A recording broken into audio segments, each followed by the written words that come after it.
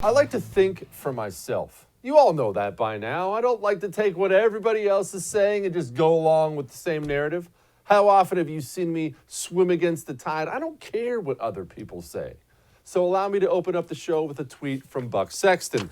Buck said, and this was retweeted by the President of the United States, the big man himself, quote, if you read a news story about some European country where, after a fair election, the outgoing president used his last weeks in office to target incoming officials and sabotage the new administration, you'd be appalled. It happened here, and half the country thinks it was fine. Now, while that is a brilliant thought by our very own Buck Sexton, allow me to expand briefly. This is a really, really, really big deal. And I understand we live in this partisan, divided country. And I'm not one of these people who cries about that all the time. I realize everybody lives in this world of make-believe where they think we used to always get along, just like yesterday. Everybody was just hugging and singing Kumbaya. And if only the other side would stop doing so-and-so, then we'd get along again. We've never gotten along. Yes, I think the divide is worse now than it's been since we were shoving bayonets into each other during the Civil War, but we've never gotten along. Ever since America was founded, half the country hated the place. During the American Revolution, do you know the percentage of the American public that actually wanted revolution? A third. A third. Actually, that's not a percentage, that's a fraction. I didn't do well in math, it's okay. A third. A third wanted to side with the British. A third didn't care either way. So if you're one of these freedom-loving Americans, you've always been a minority. Enjoy it, you're a minority again. So yes, we are extremely, extremely divided on this. But half the country is going to deny it. Buck's 100% right. And you need to ignore them because it is a big deal for the President of the United States of America to take the federal law enforcement arm and instruct them? Do we think he instructed them? He certainly might have instructed them. In the very least, we know he knew about it. Let's all just agree on that. We have Peter Strzok's text messages talking about POTUS wants to know everything. He didn't say POTUS wants to check in now and then. He said POTUS, speaking about Barack Obama, wants to know everything. So unless he was blatantly lying in those sultry little text messages, that much we know. So that means Barack Obama knew that the Federal Bureau of Investigation was going to investigate his political opponent, which is bad enough. But, oh, did I mention?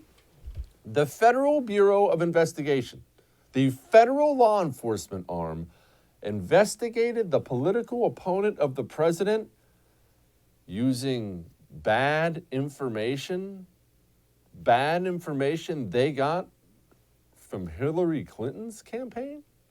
Oh, and wait, there's more.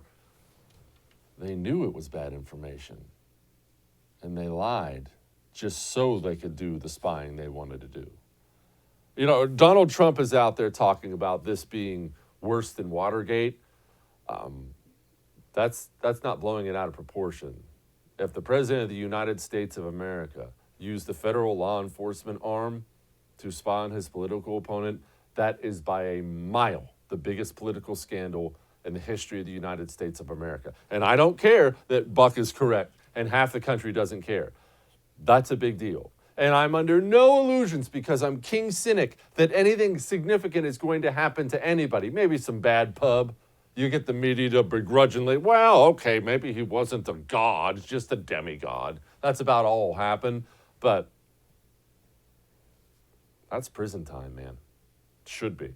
If you want to set an example that should never, ever, ever, ever, ever happen again, and it shouldn't happen again in the United States of America, that's prison time.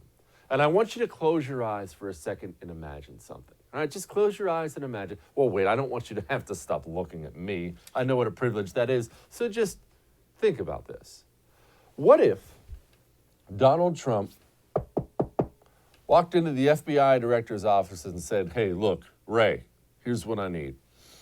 I need you to open up investigation into Joe Biden's campaign. And Ray said, well, we don't have anything, sir. And him to say, find something. And Ray's like, all right, sir, I got you. And he went out and dug up information that he knew to be bad, information that was actually produced by the Trump campaign, in order to approach the FISA court and spy on Joe Biden's campaign. Do you have any idea what would happen to the media in this country? They would quite literally be marching to the White House lawn with torches and pitchforks if Donald Trump, if any Republican pulled that crap. I realize this was Saint Obama and that he could do no wrong, but this is a major deal, a bipartisan major deal. I don't care who denies it. Any party, any person in the country who looks at that situation and doesn't think, ooh, we really need to get to the bottom of that, you can't ever trust that person ever again. You cannot trust that person ever again. Hey, thanks so much for watching The First on YouTube. If you liked what you saw, go ahead and like and subscribe. You heard me. Like it, subscribe. You'll get a lot more of it and a lot more of me.